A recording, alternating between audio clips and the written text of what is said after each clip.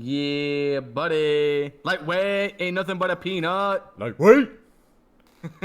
Alright. Hello, ladies and gentlemen. Welcome to another chapter of the Dense Thinkers podcast.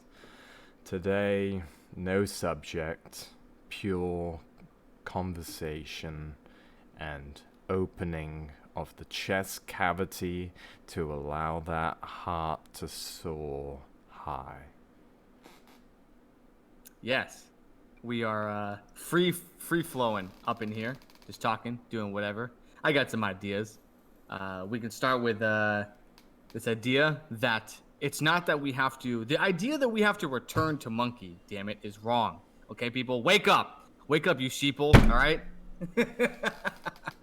That idea is backwards.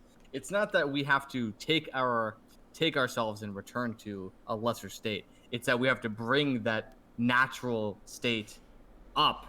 We have to elevate it. We have to understand it and guide it into a higher being and higher purpose. It's less return to monkey and more bring consciousness down to nature, because it's too far disconnected. Boom. That's a nice little conversation opener there, Ben. Now, for my perspective on it, I'm going to lead back to the well-trained soldier as a gardener, right? So, there's no virtue in becoming an animal. There's virtue in becoming the animal and learning how to use your animalistic instinct side and don't let it overtake you, and you learn to control it. So, the return to a monkey is an essential step, but don't get lost there.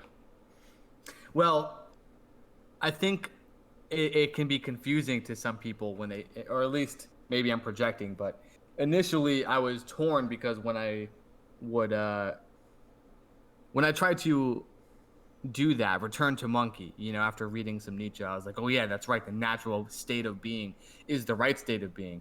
But then, and live more Dionysian, all of that fun stuff. Mm-hmm. But what was happening really was my shadow, my unconscious, was using that as a way to convince me to do things that it wanted to do that weren't productive for me,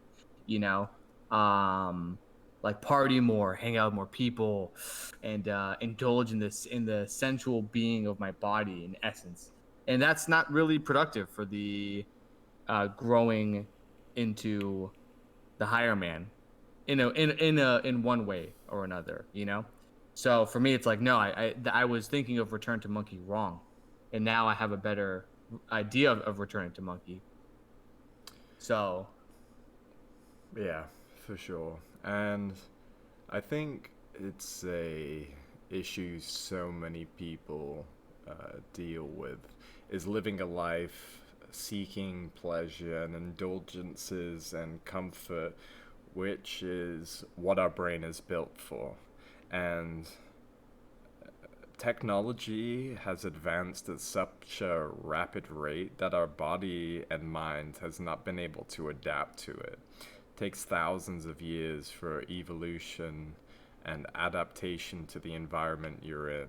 And that's why I like the return to monkey and return to a more animalistic style, is because technology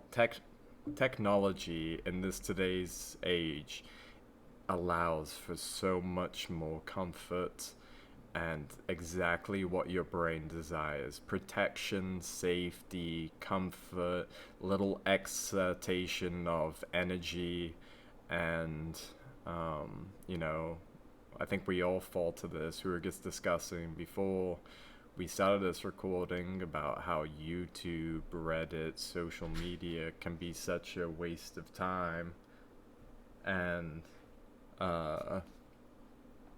it's sad that it's so difficult to be in a technological society and learn to control all these vices and dopamine hits that you get from clicks and likes and all this other jazz, and finding a good balance in a world that's so unknown. It's very thought provoking and a challenge to oneself to not allow these easy comforts and creature comforts to take over our life and choose an uncomfortable path when it's so easy to be comfortable in today's day and age. I think another perspective also of importance is, so I hear, not that it's an argument, but I hear that same statement um, quite often, the statement that, oh, we haven't evolved for this, so we should evolve for this because this is the future.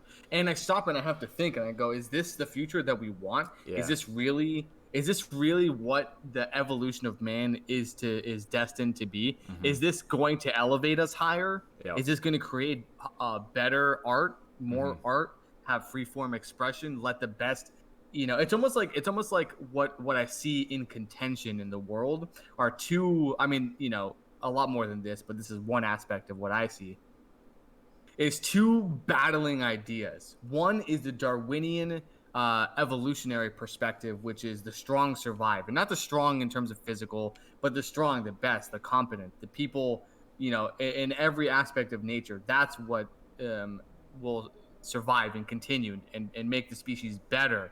Again, that's the emphasis. Is like the species is supposed to be improving, and then the other side of it is the opposite of that almost, which is like, no, no, no, we can't let that take place because that's unfair. Because then there's people that are suffering more than other people, and that's unfair. So we should just nuke everything and level the playing field so everyone is dead even. You know what I mean? Mm-hmm. Those are I don't know if that's what, if your life experience um has that as a perspective Yeah, for yourself, but that's 100%. what I see. 100%. Who chose society to follow this path? It's like we're We all entering did. this world with no choice in the direction that humanity goes in, and to do so as a single man is such an effort and almost an impossible task. That's why, trying to do the best you can and follow your own moral code of what you think is right and be a light for those around you. I definitely think those people saying we need to evolve for technology and this future of like honestly seems insane, like a dystopian weird future. And it's quite sad because I've talked to so many people, and I said, without the interference of family, society, governance, religion, what would you want to do with your life? And so many said they wanted to return to nature or be self sufficient on the land. And inherently, I think that that's why there's so much distress and the disease and mental illness is at an all-time high, even though today is the safest society that's ever been. Um, Except if you're in China. yeah. Oh, rest But in peace. yeah, but it's like statistically speaking, we're in the safest period yet. Everyone's finding issues. There's mental illnesses at a sky high. And I think it's honestly because, biologically and instinctually, this isn't the right direction for society. And people can foresee how a dystopian technological society is so relevant when 40 years ago that was unrealistic and impossible to occur. And things move so rapidly, and people are so wishy-washy about what trends and philosophies they want to follow, that it's so important now more than ever to set a moral code of what you think is right and wrong and stick to it, because society is moving far too fast to not have a voice, you know, just to let it slide by because you're willing to just go with the flow, and it's easier to go with the flow rather than to develop your own ideologies. It's much easier to join group think, you know, and um, have others who agree with your opinion rather than be the person with opposing opinions when the majority has the same opinion. Um, so, yeah. Is there anything you want to add to that? Yeah, fucking shit ton. I started writing down a lot of points to discuss. Let me just finish writing some stuff down.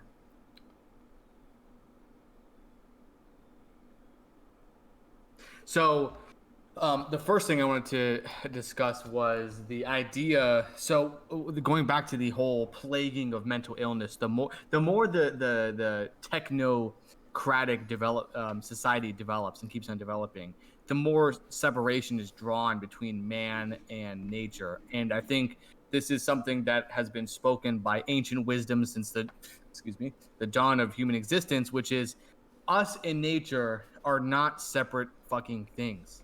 We are nature. We are like as a young version of myself used to think this idea was so dumb. Like, oh, we are the universe, bro. That doesn't make any sense. But truly, the more I sat and thought with that idea and meditated on it, the more I realized how true it is.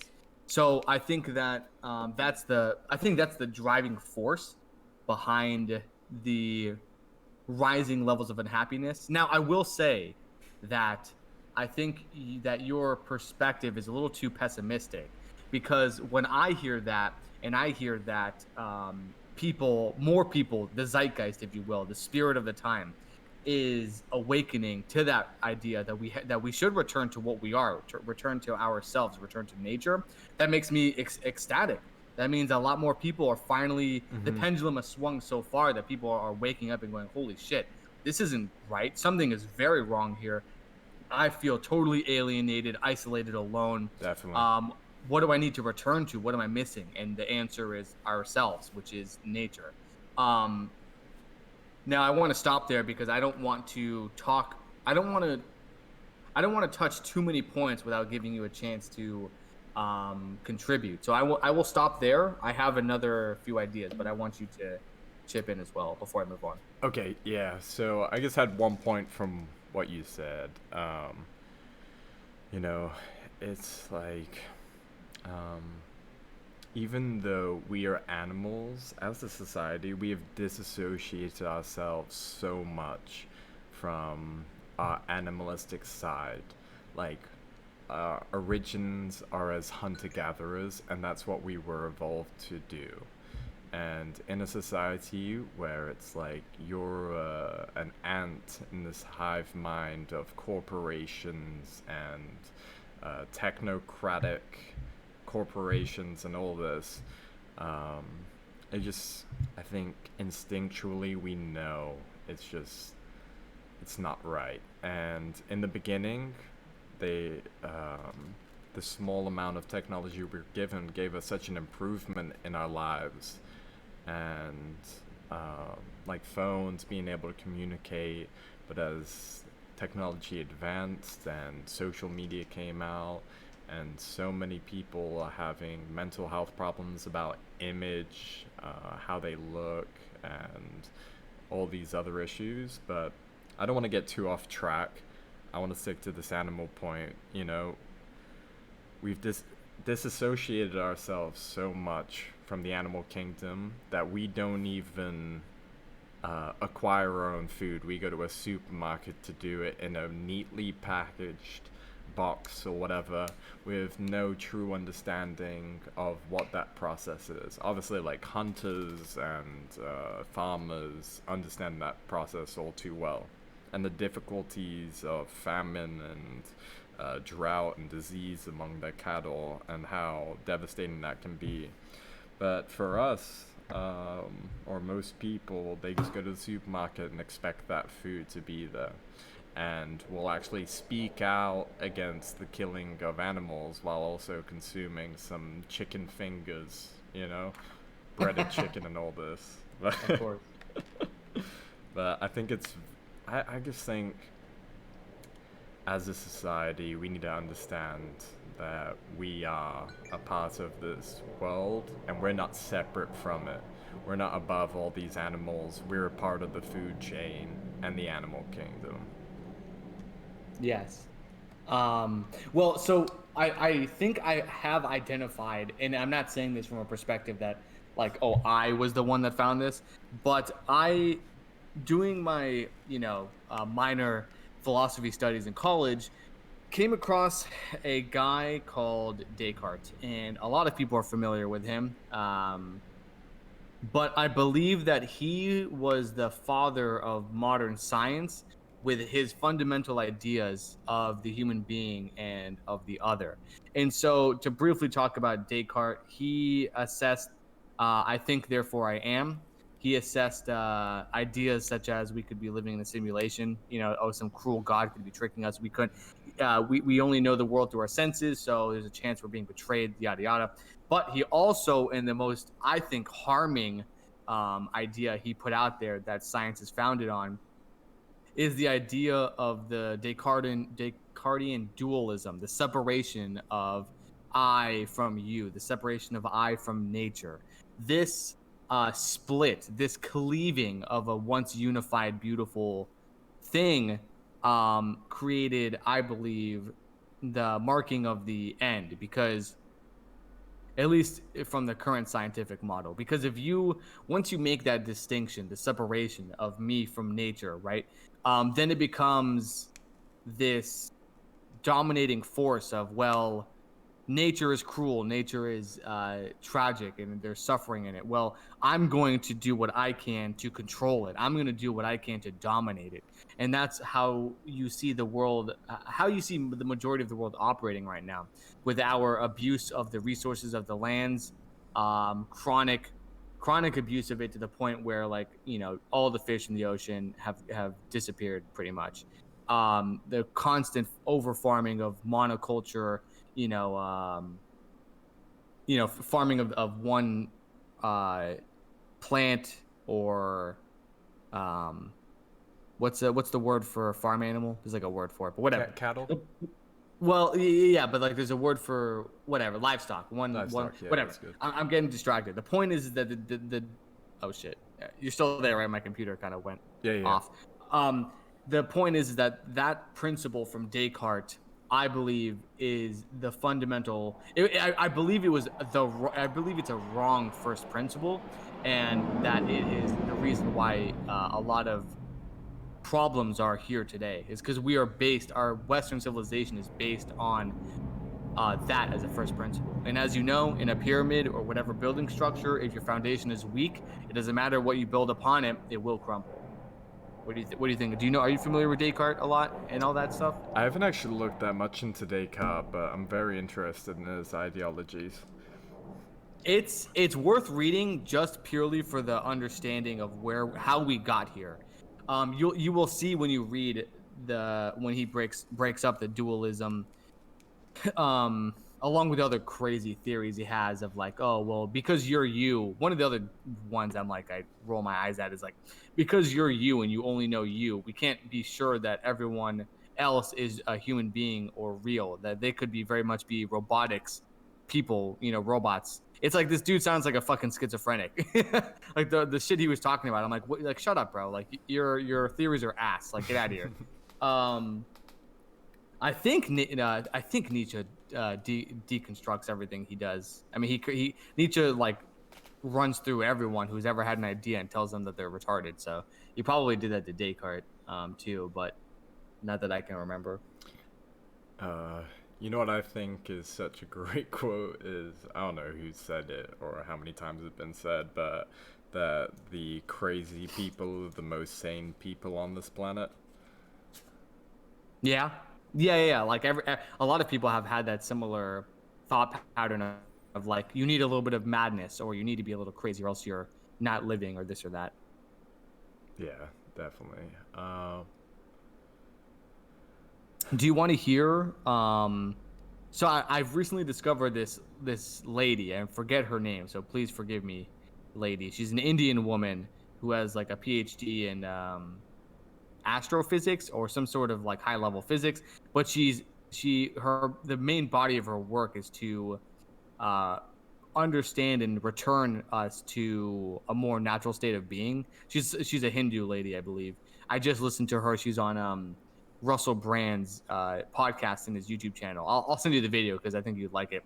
But it was interesting hearing her perspective on what the greatest sins are of like Hinduism, for instance, because for her and I guess for her people as well, the greatest sin you can commit is letting people in your community go hungry.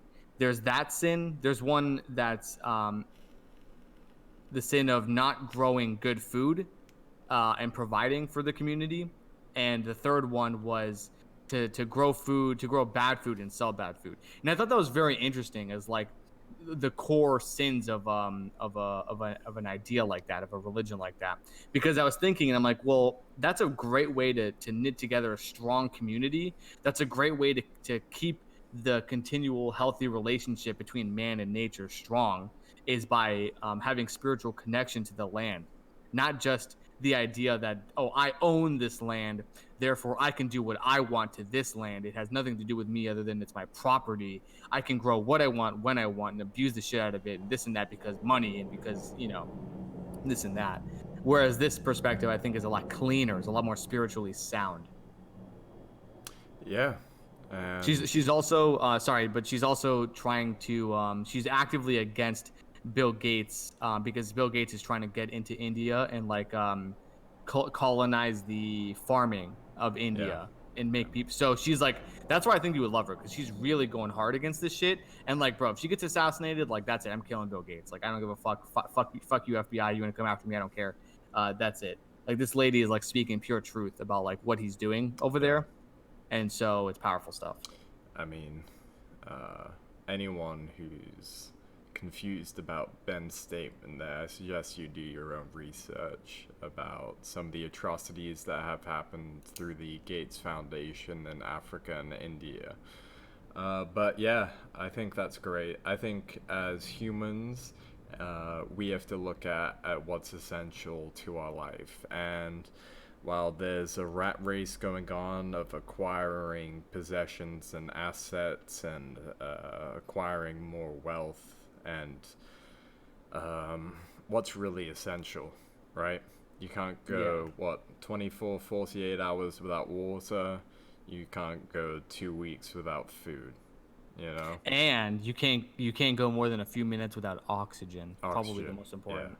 So Breathing. if we're destroying our food supply, uh, using these crops that absolutely suck the nutrients out of the ground for rapid growth, devaluing the nutritional value of these foods, if we're pumping pollution into the environment at a level like in Japan, in I think Fukushima, there's a nuclear plant that's been leaking nuclear waste into the ocean for the past 5 years, I believe, and that current is bringing it from Japan to California. So we have irradiated ocean water, an island made of plastic.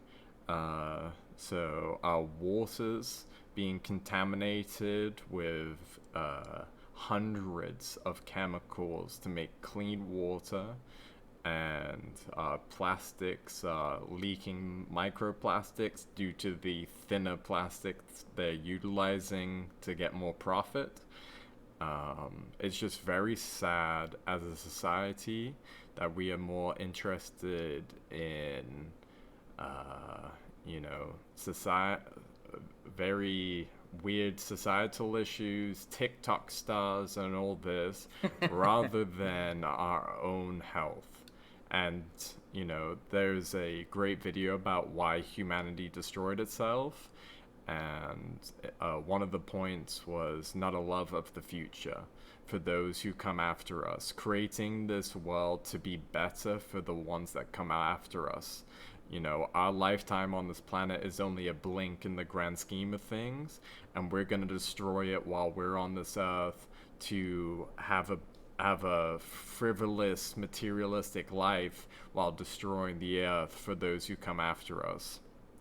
Um, you know, I mean, I'm in this boat as well, but people can name someone who does 6-second dances on TikTok, the most famous person, and no one knows who the last Nobel Prize winner was. You know? Yep. It's just like, where are our values? Like, what is going on with society that we'd rather care about a TikTok star than someone who's trying to make great advancements for the human race? Well, that's if I can Yeah, interject, go ahead. I'm pretty the much done. what the one social not social experiment, the one experiment that I always go back to, I forget who did it, but I know the experiment. It's the famous or infamous, depends on how you want to look at it, rat experiment, where the psychologist gave an abundant amount of resources, space, everything that you could think that these rat or these mice would need. He provided for them, like infinite amount of food, infinite amount of space, comfort, everything that you could want, everything on Maslow's hierarchy of needs, the lower part. And the observation of generation after generation of what happened to these rats in terms of their behavioral changes is really disturbing, because I see the same exact changes in our society. I mean, listen, I know people, naive people, might have their perspective on studies using rats, but there's a reason why a lot of studies, scientific studies, whether that's testing new medication or psychology, use rats. They are phenomenally close to how we operate. Um, but the study concluded that the later generations, there was a lot of different heart patterns that were happening. What the hell? Did I just say heart patterns? Sorry, I just read a Discord message that just, that's funny how my brain did that. There's a lot of patterns that changed over the generations. Higher levels of narcissism, and focusing on, like, the rats were self grooming themselves and only really cared about how they looked. There was more isolation and aggression towards each other because there was more and more rats and less room, which you can think of like big cities as the same situation. Like you're literally stacked on top of each other in these giant apartments, surrounded by people all the time with no room to really breathe for yourself. You have no backyard where you can just be alone and not hear anything but the birds chirping. Um, there was like a lot of self harm. There was a lot of rats that were like biting off their own tails, I think, and tails of others through that aggression. I am struggling to remember the other effects, but I'm bringing it up because it mirrors exactly what you're saying about the whole TikTok thing and the prioritization of values. Is like, look what happens when we're in a world where we're given everything we could ever dream of. A lot of people don't have to worry about when the fuck or where the fuck they're going to get their next meal from. They don't have to worry about getting kicked out of their house. You know what I mean? They live in a very nice house, very comfortable. They have clothes. They have everything that would deem them as a secure and that they would need. But here we are, still chasing that clout, as the kids say, trying to get famous because of some deep rooted. Again, in psychology, narcissism is one of the 5 big traits, and so that's narcissism is being over. It's just exploding. It's being puffed up like a giant balloon until it pops. So that's where I wanted to bring it up, because that's exactly what I see when you're talking about the shift of priorities. Mm-hmm. Is that, you know what I mean? Oh, TikTok stars, we only care about this because there is no reason. The only reason is because we want that. Like I know people that, they're my age. I'm 25. I'm sitting here and I know people my age and even older, that they've been sucked into this realm of like, I need to have the biggest following of people who I don't know, because you don't know these people. They're just random people on the internet that like what you do, and I don't even know, what per se. Well, I do know what would attract the most amount of likes. It's pretty obvious, but that's what we've become fixated on. Is like we don't have to worry like about any real struggling anymore. So because we're not actively engaged with that idea, the shadow negative emotions or the negative of the human condition comes out to play in that form. So I don't want to keep talking because I'm pretty much repeating everything now, but Yeah. that's what I wanted to bring up in relation to these TikTok. Be gone, thought.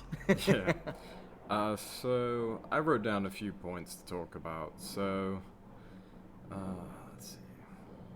Okay, yeah. So as a society, we're like trying to create this no, uh, like complete peace, no struggles, no, you know,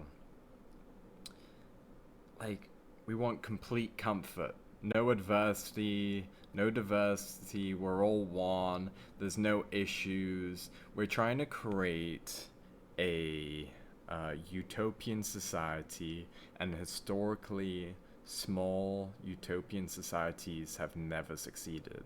Hundreds and hundreds of examples, and basically, it's leading into a communist ideologies that everyone is equal, everyone gets the same pay, and it never works because as a society or as people, how do we know we're comfortable if we want uncomfortable? How do we know if we're happy if we were never depressed? How do we know we're angry if we were never peaceful?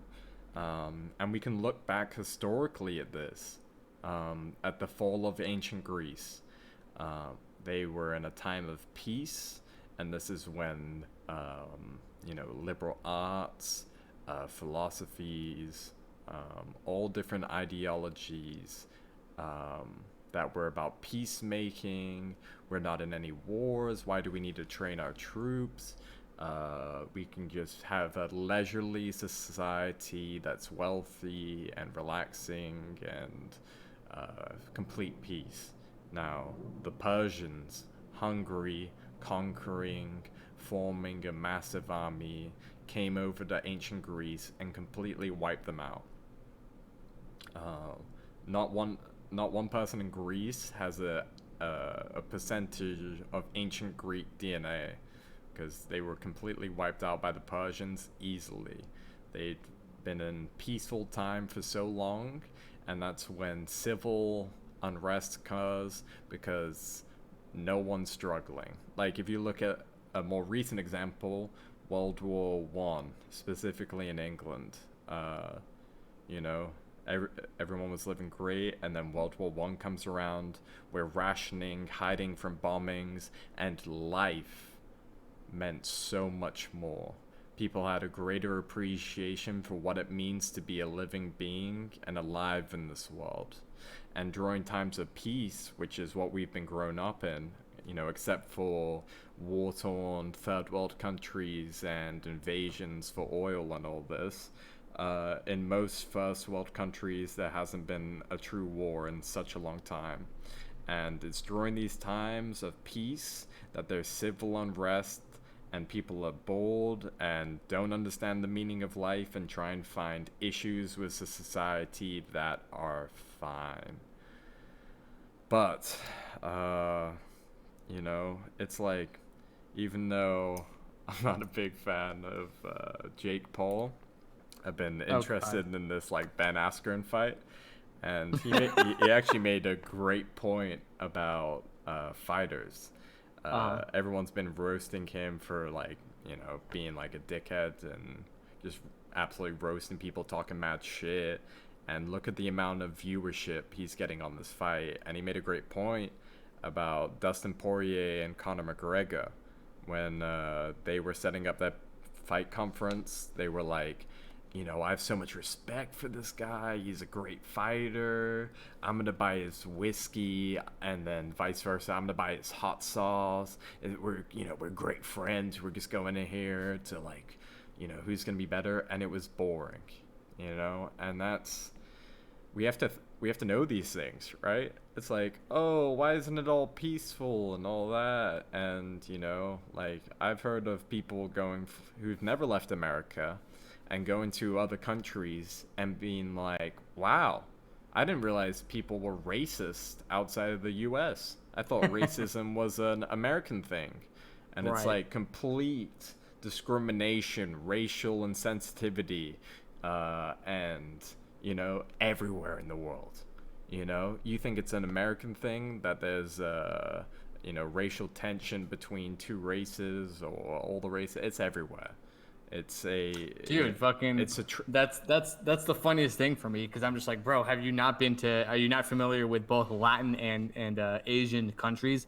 Like they fucking hate. Like, go ahead and call a Korean or mistake, not on purpose, like with ill intent, but like let's say you make a mistake and you accidentally call a Korean guy Chinese or Japanese, they will Japanese. fucking. Why do you think they get so upset? Yeah. It's not because like your intent behind the mistake is not, it was naive, but Yeah. they get so offended because they think that they are better than the other ones, people. Yeah. That's why they get offended. They're like, what? How dare you compare me or mistake me Yeah. for Korean? Are you kidding me? Exactly. I'm Japanese. We're so much better, this and Yeah. that. Same thing with the Latin community. Go ahead and call a Brazilian girl Argentinian or Cuban or Mexican. My Hmm. God, you're going to get your ass handed to you. Yeah.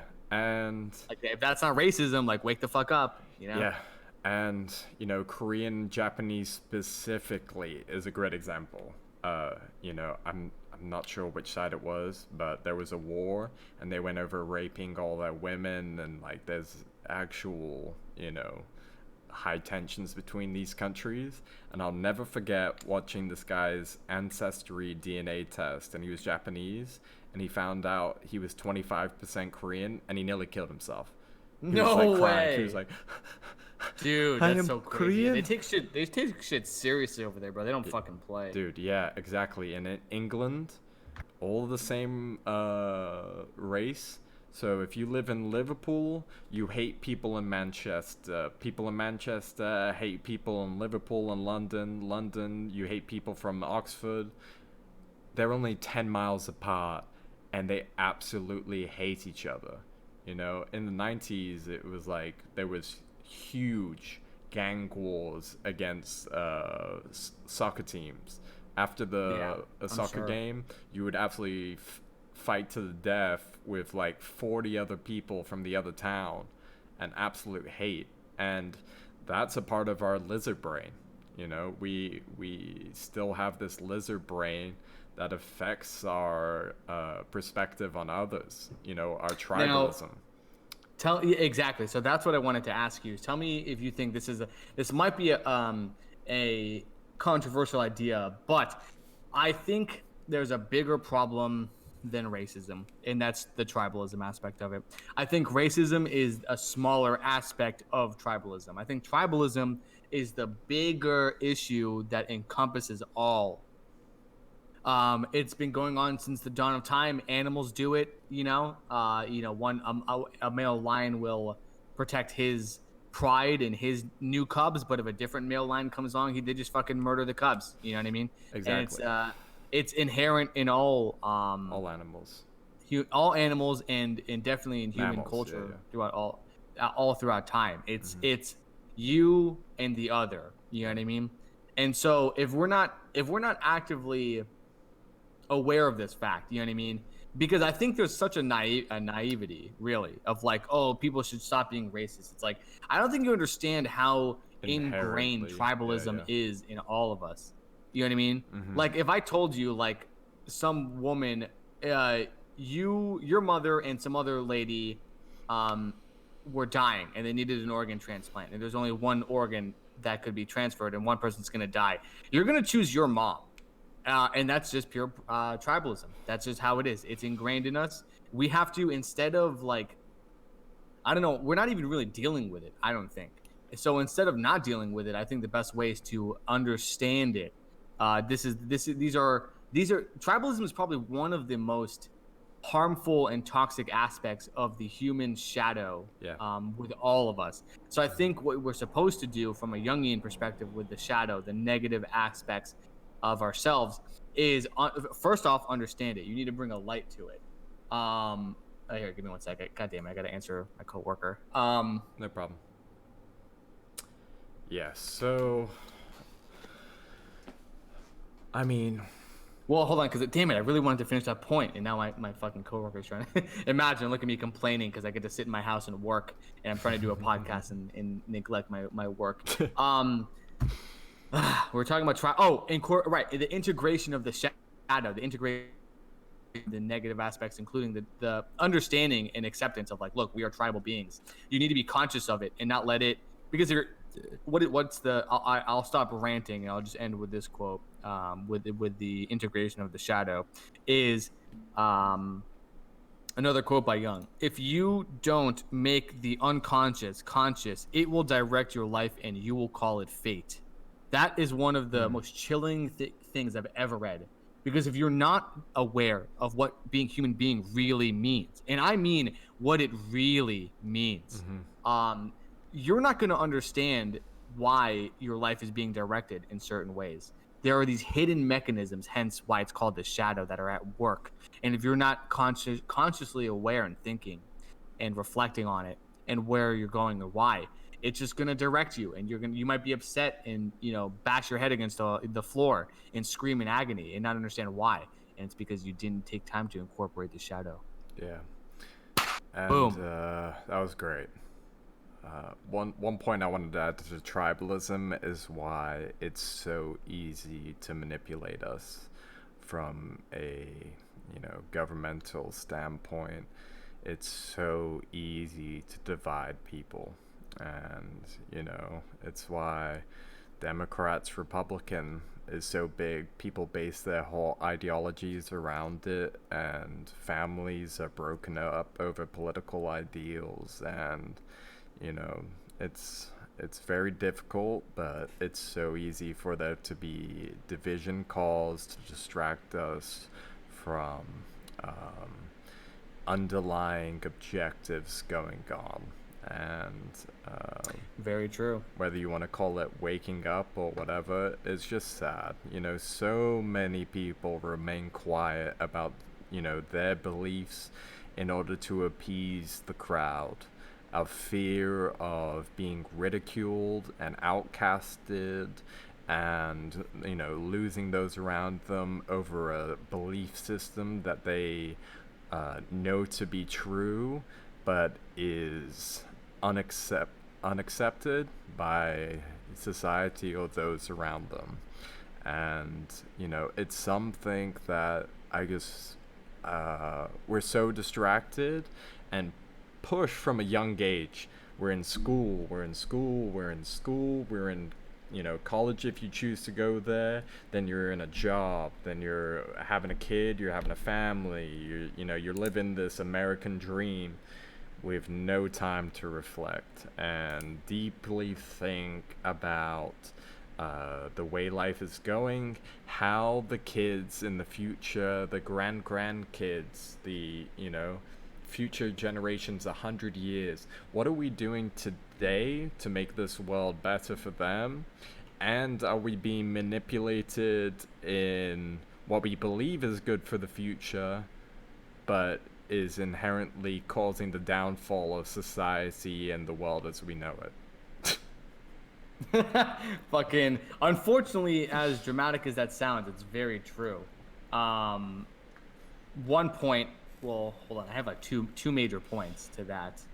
But the first point, based on what you just said, the latter of what you just said, is unfortunately, man. I hate to say it, but I do harbor some pessimism in me, and that pessimism is rooted in the fact that too many people are not taking time to or to reflect and try and grow and understand themselves more. Because I think that the value of overcoming yourself is not seen by many, and I think that because that's lacking, people are very content with just doing as told, being the camel in the metamorphosis we talked about. Yeah. They are the burden bearers. They are happy being burden bearers. they Mm-hmm. they even want to flex how strong they are by taking on more responsibilities that society puts onto them. And it's like, at some point, man, these people, a lot of people don't want to go through the hard trials to become the lion and become the evolved child. So it's like, I don't know how much we can really do to make people wake up, Uh or huh. to get them to think Yeah. more about themselves and become the overcome man Yeah. for the next evolution. And then the other point, which I may have just forgotten. Yeah, I probably just did. Well, let me Uh, give my point really quick while yeah. you think of it. You know, I think I may come across as pessimistic, but it's far from reality. I'm so optimistic, and I think that's why I come across as pessimistic, is because I hold humanity and humans to such a high level. You know, I really believe that everyone has the potential to become the best version of themselves and, uh, you know, become better than they were yesterday, have a true understanding of what it means to be a human and not the ideologies that were forced upon us at a young age. Uh, you know, so I have a great hope that humans are just so much stronger than they believe, and if they test themselves, they will unlock the potential to become the best version of themselves. Yes, that's actually one of the points I did in that solo podcast I did. It was on reading and writing, and towards the end of that section of reading and writing, Nietzsche talks about the analogy or aphorism of us compared to a rose with the weight of a dew, or the weight of the drop of dew weighing it down, and reminding us that, hey, we're not so tender. Don't pretend like we're this weak, soft thing. We are like an incredible pinnacle of nature. Again, not separating ourselves, but we are different. We have this consciousness, and it's divine. Um, and we need to show it and ourselves love and everything else love, because we have that capability. You know what I mean? To like to make the world a better place. Like we and only we as human beings have that capability. Cows can't do that. Deer can't do that. If you let deer, overpopulate, they destroy the environment, and they need a disease to wipe them out. So clearly, we're the only ones that can truly make the huge change. Yeah. So we have a lot And of power, like it's you so said. You sad can't forget. because people are so anti-hunter because of a few bad eggs in the basket, and I think we do need to discuss in a later podcast how one bad egg makes the whole basket look bad. Because it's like For you sure. see a fat, out of shape guy sitting next to this beautiful, majestic, powerful animal that rules the animal kingdom, and I can't even comprehend it. I'm like, how can this guy who can barely walk without getting out of breath take down such a powerful being, you know? And that's why people are anti-hunter, even though the hunters are the one that supply all of the funding for taking care of the the national Yeah, yeah. parks, the forests, keeping control of the animal populations, and allowing for additional funding for preservation of land. And it's just it's it's amazing how we're just living in this era where we're able to discuss these ideas and have the information available for us to further these ideas and provide proof and backing. And I think that's the basis of what this podcast is, what it means to be a dense thinker, is someone, who's just a regular person trying to better themselves and get a better understanding of what it means to be a human. Yes. We could talk about more stuff, because that hunting thing is pretty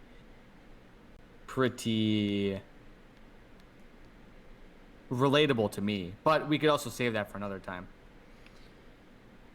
Yeah, so we're at the 48-minute mark. I say we save this discussion for another time. Yes. Oh, but may I finish with that? So that one point came back to me. Okay, perfect. So I think we can do it in 12 minutes, not go over the hour mark. Okay. So the point was in relation to when you were talking about division of people. And I just want to remind people that whoever is pitting the common man against his fellow brethren, because we're all brothers and sisters in this together, whoever's doing that, you should pay attention to who's synthesizing the division. Because the problem is not if you're liberal than the people that like Trump or the conservatives. It's not that. The problem is the people telling you that that's the problem. You see what I'm saying? It's the people that have power and that are benefiting, like our government. Here they are siphoning how much percentage of tax money from all of us, while we're too distracted fighting each other to do anything about it. What was the reason why why the founding fathers broke from they broke free and started that whole thing, tried to come to America for a new start. They were getting taxed like 3%, and they said, "No, fuck you. This is too much." That's it. 3% all it took, and they waged a whole war, and now have they created. But now look at us. We're sitting here complacent, getting taxed 30% or whatever it is, Yep. while they're just sitting up there laughing because While they're taking you know, away all our constitutional rights slowly and steadily. Yeah, exactly. So my final point was for the people. So I just wanted to finish with that point, which is we are more common. You and all the brothers and sisters of America, we are all more we are closer to each other than we think. And there's not real the division that you think is real has been orchestrated for some grandiose scheme. And so I just want everyone to remember that and you reunite with one another and come to the common goal of understanding that there's another enemy that's puppeteering in the shadows that we need to divert our action towards. And that's it. Revolt, baby. Let's take these fat cats and do it like the French did. Chop their fucking heads off. Bring out the guillotine, boys. Yeah. What are we going to do? Let 0.001% of people pit the rest of us against each other while they're over there sucking each other off on 5,000-foot yachts, living the high life, laughing at us, smoking cigars, drinking whiskey in a leather room with Versace couches, while we're over here trying to think of how to make society better, and they're pitting us against each other, making it worse, allowing their ideologies to take over ours, and think that we're making society a better place while we're just furthering their own objectives. We're gonna let that happen, dog? You're gonna let that happen? Are you gonna let the fact that they think that they know what's good for you trump over the fact that you know what's good for you? Hello, like that's like the most retarded shit I've ever heard. Is people have no problem with that. They're like, oh yeah, they know what's good for me. I'm like, what?